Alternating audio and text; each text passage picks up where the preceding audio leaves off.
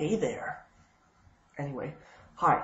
Okay, I wanted to make a video to tell you guys about a lot of things. Some news, and then Pat Robertson, because he's what we're talking about right now, apparently. Anyways, some news. As you guys probably know, I'm going to university in September 2010, woohoo, and I've applied to 3 universities, and without even looking at my grade 12 marks, they've already given me acceptance letters from 2 of them, so yay. I'll let you know more about that once I actually get locked in on one university and I'm for sure going there. Anyways, that's awesome for me. That's kind of annoying.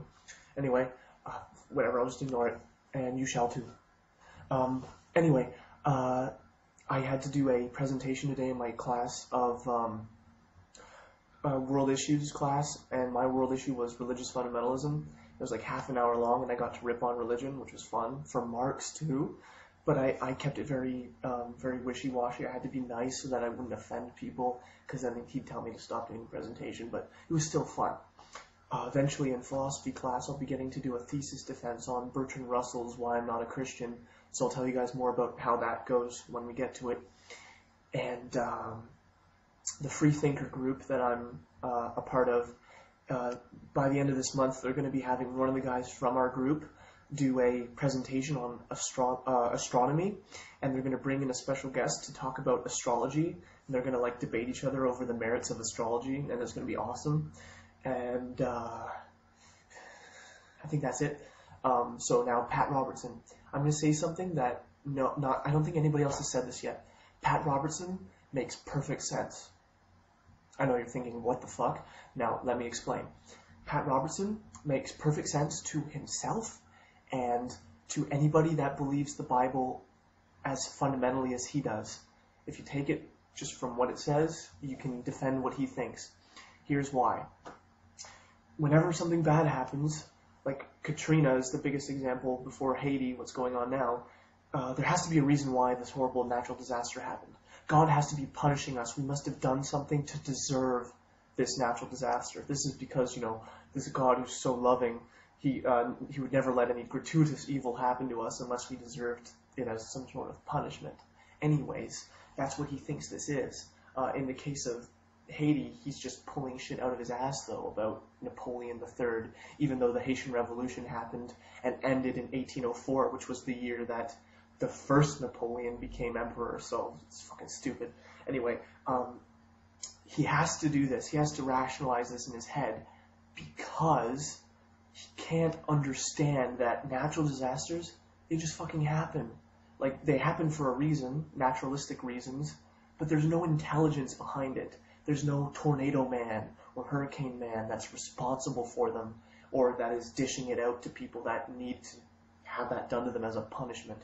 Then again, he believes that we all deserve to go to hell. We all deserve to be tortured forever. And the only reason why we get into heaven is because Jesus was just so merciful to us. Even though, God wants us all to be in heaven, but it's impossible for any of us to get in there because we can never be perfect enough. It's fucking stupid, I know. That's Christianity for you. So that's why he believes this stuff, and that's why people can agree with him sometimes, because they think the same thing as he does. Like, people have to be punished for the things they've done wrong. Now, in the case of people in Haiti, the worst part of this is, of course, is he's blaming this on people 200 years ago. You can back that up with the Bible, because it says, God will punish the children for the iniquity of their parents.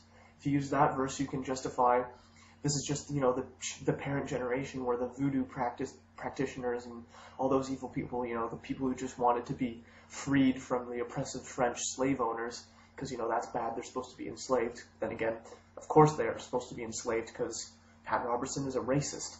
But besides that, it doesn't matter that the majority of Haitians now are Christian, and, the hundreds of thousands of dead people in Haiti now, a lot of them believed in the same God as Pat Robertson, but Pat Robertson is too fucking stupid to realize how immoral a God would have to be to do something like that.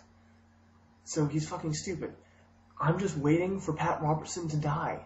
I mean, now this can't be twisted around on me, and people can't say that this is because, I'm being hateful, or, I wish he was dead and, like, I want people to hurt him. I don't want anybody to hurt Pat Robertson.